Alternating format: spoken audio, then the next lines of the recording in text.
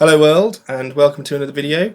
And in today's video I'm going to be doing a little response to, not a reaction, but a response to a video by the channel AudioPilz. There's a link in the description to the actual video in question. So AudioPilz is a channel by a guy called Florian, and he does some really cool videos about gear, specifically bad gear that we all should hate, perhaps. A lot of gear that I own actually, and he's recently done a video on modular synth and why he doesn't use modular synth.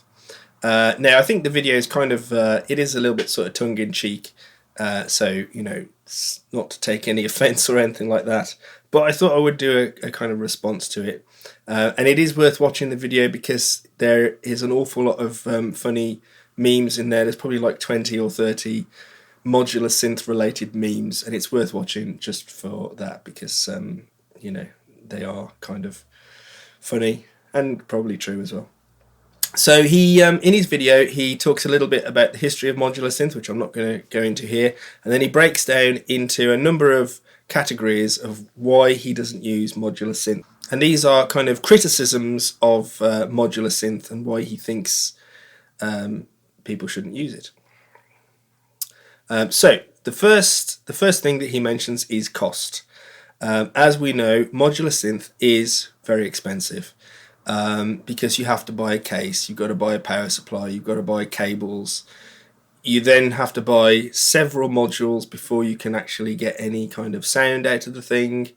And then once you've bought a handful of modules, you then want to buy more modules, and before you know it, you've spent a small fortune on your modular synth in order to just make some fairly, I don't know, random noises.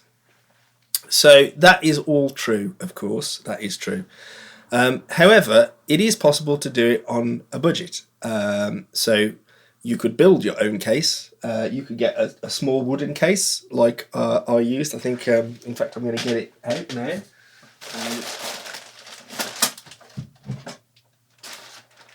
Oh, see, I should have thought of this in advance and prepared. This was my first case. If you can see that, it's just empty now, and maybe one day I will fill it with some things. It's got stickers on with some additional modules. Let's put that down there. So that was a fairly inexpensive wooden case that I bought from a company called Too Many Synths, but there are loads of cheap wooden skiff cases on eBay. You could even make your own. I've seen people use things like a suitcase for a case. You could do all sorts of things, and if you are really kind of have that strong DIY ethic, then you know that's an easy thing to do. Power supplies are not so expensive. I used a Meanwell power supply in mine. I can't remember how much they were, maybe like £30, something like that. So you can get up and running in terms of power supply and case fairly cheaply. Of course, you could buy a case that's got it all sort of built in already. And again, you can get sort of cheap cases. Now, obviously, you do need a few modules then to put in the case. But again, there are modules that you can get pretty cheap. And if you're the kind of person that likes to DIY, then you can even build your own modules. The first couple of modules that I got were modules that allowed me to make sound with as fewer modules as possible. I mean, it is even possible to get modules that are a complete voice in one. So you've got everything in there. You've got oscillator, filter, amplifier, VCAs, whatever you need, all in one module. So you could just buy that, put it in your case. You're kind of ready to go more or less, and then you can add to that as and when you need to. Maybe you might have a semi-modular desktop type synth that can also be mounted in a case as well. I think Behringer do some desktop synths like that. Again, that could start you off, and then you can add to it as you go. Now let's compare that to, and obviously the sky's the limit. How big's your case going to be? Well, you see pictures where the whole room is filled, or a wall of a room is filled with cases and modules. And I wouldn't like to think how much money I've spent on this system here, but I haven't spent all of that in one go. I've built it up over time. I've slowly collected modules as and when I need them. I started off with a fairly small case, and then I've expanded that. But if let's have a look at some fixed architecture synths. So I just sort of Googled a few. I went onto I can't remember what website it was. Tech Radar best synths for 2024. So we've got the Moog Muse, which comes in at £3,000. The Arturia Polybrute, which is over £2,000. Juno X, £1,500. Sequential Prophet 5, £3,000. The Oberheim Obi X8, almost £4,500. ASM Hydrasynth, over £1,000. UDO Super Gemini, almost £3,500. Now, obviously, those are some really, really amazing synths, and probably have. Well, I didn't really look into all of the features that are possible, but most of them are probably have many voices, polyphonic, lots of sequencing abilities and all the rest of it. But you have to buy that in one go. Okay, so those things, I will never ever be able to afford to buy one of those unless I go down the route of buying it on a credit card and then paying it off, which I'm not really into that, buying stuff on credit. But yeah, I will never be able to afford to buy one of those synths. But I can afford to slowly, over time, build up a synth that, maybe a similar cost, but it will do exactly what I want it to. I missed off the Moog Grandmother, which is almost £1,000. That's, I think is that a monosynth? I'm not sure, but it's an analog synth. So I think it's a fallacy when we start saying that modular is expensive. It is expensive, but synthesizers in general are expensive.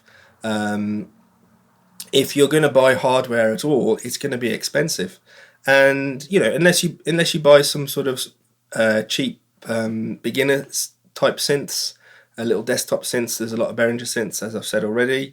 I remember my first synth, I think, was the Micro Korg, and then a bit later on I got some of the Korg Volca synths. They were really cool, but ultimately they didn't really suit me for what I wanted to do, so I sold them in the end. But yeah, if you're going to get into this kind of thing, whether it's modular or not, you're going to have to outlay some money, and it's not necessarily fair to compare the expense of a modular system that you spend over several years to maybe some of the cheaper options for synths, because they're not really comparable. So that was the first point, which was cost. Okay. Next point that I think was made in the video was about time, and the amount of time that it takes you to learn how to use a modular, but then also the amount of time you will spend just sort of tinkering with it and not actually producing any music, or just producing weird noises and so on. And yes, it is true. It is very easy to get lost in the modular synth. But I think that's true of any instrument that you enjoy using. I could easily just spend an afternoon noodling away on a guitar and not come up with anything productive at the end, but I would have an enjoyable afternoon playing the guitar. So anything that's worth doing is always going to take time. And anything that's worth producing, any kind of music that's worth producing, is also going to take time. Having said that, there are times when I can patch something together quite quickly. It's very easy to get into a flow with modular synth, and you can patch something together quite quickly and get some good results quite quickly. I think the last sort of album that I recorded of music, most of the tracks on that album, I did the whole thing in like a few days. I had access to a studio where I work, and I was able to go in for a couple of days uninterrupted and just blast out a few tracks, and you know, some of it maybe needed tweaking a little bit afterwards, but the bulk of the work was done in a few days, and I was able to do that quite quickly. So I don't think it's true that it always is just going to suck your time away. Third point was style. So Florian suggested that modular synths are not cool. What planet is he on? Of course modular synths are cool. They've got lots of flashing lights and knobs and tangle of cables and whatever else. Okay, maybe they're only cool to people who like modular synths. I don't know.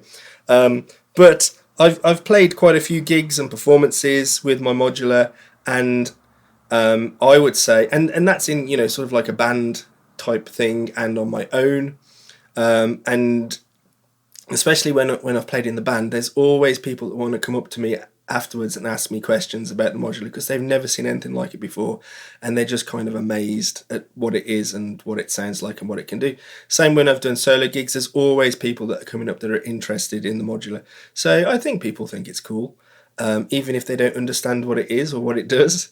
They look at it and see the complexity of it and the prettiness of it, and they think, wow, that's kind of cool. So modular definitely has style. And I mean, look at the designs of modules these days. You know, some modules have real sort of high level of design that goes into the faceplates and cool graphics and all the rest of it. So you know, what is cooler than a modular synth? Nothing. So yeah, style. Modular synth definitely has style. His fourth point was addiction. So I think this point that he made was that for himself, that he knew that if he were to get into it, he would very quickly become addicted to it and sink a lot of money into it and buy lots of modules, because he maybe is easily addicted to things. Well, you know, yeah, it is addictive to a certain extent, but you know, I bought quite a few modules when I started, and then, as I say, you know, slowly over time I've collected. I haven't bought a new module for quite some time though, because I haven't really needed to. I've got my case set up as I like it, and you know, now and again I do think to myself, oh, I wouldn't mind to get that, or I wouldn't mind to get, you know, X, Y, and Z, but I haven't actually bought a new module for some time. And you know, as and when I am thinking that actually I do need to get a couple of modules, but I'm not sure what they will be. I'll probably do some research and figure out exactly what I want to get. I want to get something that's going to give me more options in terms of sequencing, and I'd like to get some different options in terms of oscillators. So, you know, there's a couple of things there that I know that I specifically want to get for a particular reason, but I'm not in any rush to buy anything. You know, I suppose it's similar with effects pedals, guitar effects pedals. You know, I've got quite a sizable pedal board, but once I got everything that I wanted on that pedal board, I didn't necessarily just keep buying pedals. I know people do. People like to collect things, and that's kind of that. I think that's a different thing. It's sort of, you know, it's the hobby of collecting things, and there's always going to be people that enjoy collecting things. But is modular synth more collectible and addictive than other types of collectible addictive things? I don't think it is. And you know, if it is, so what? You know, if you enjoy it, that's you know, that's okay, isn't it? So those were kind of his points on why he doesn't use modular synth and why he thinks other people shouldn't use modular synth either. Ultimately, though, I think he's kind of missed the point of you know, what a modular synth is for. Now, I did a video recently where I talked about what I think of, or what I believe a modular synth is for, which I'll probably put where will it be? Maybe it's over there. No, it's over there. A link to that video. So, yes, if you have a specific project to do where you need to record some specific parts and you're wanting to, you know, you've got to do that to a tight deadline, then maybe modular isn't the best way to go. You could get some plugins where, you know, what I mean by that is if you need to record a bass line or you need to record some kind of lead part, yes, you can do that perfectly well with the modular and record it into your DAW. But perhaps that's not, you know, the best way of doing that. You could probably do a quicker job by just using VSTs within the computer. And so, you know, I'm not sure that that's the best use of a modular. Yes, you can do it, and I have used modular for that, for when I've had projects to work on. But ultimately, that's not what I see the modular as and being used for. I see it more of a, you know, as I've mentioned in previous videos, it's kind of an orchestra there that I can use and I can compose with, and I can create soundscapes and explore soundscapes and ideas. And I kind of think of myself as the conductor, and, you know, all of the voices and the modules and things that are going on are the instrumentalists in my little electronic orchestra. And I think that's kind of what modular is great for. It's great for exploring sounds, and it's great for creating music in that kind of way. It's not necessarily great for working with a DAW and coming up with parts, although, you know, there are lots of people that do that and do that very successfully. So that's kind of my little response. This is kind of, it's not necessarily meant as a dig or anything at that video, because, as I say, I watch that channel quite a bit and I find the videos quite entertaining, but I just thought it was worth doing a little response there. Definitely go and check out the video in the link below, because it is kind of entertaining. And as I say, I think the video probably was done in a sort of light-hearted kind of tongue-in-cheek sort of way. So yeah, thanks for watching, and hopefully I'll see you again in the next video. And of course, you know, if you enjoyed this video, then please hit like and subscribe and leave a comment below. I always forget to say that bit. Okay, cheerio.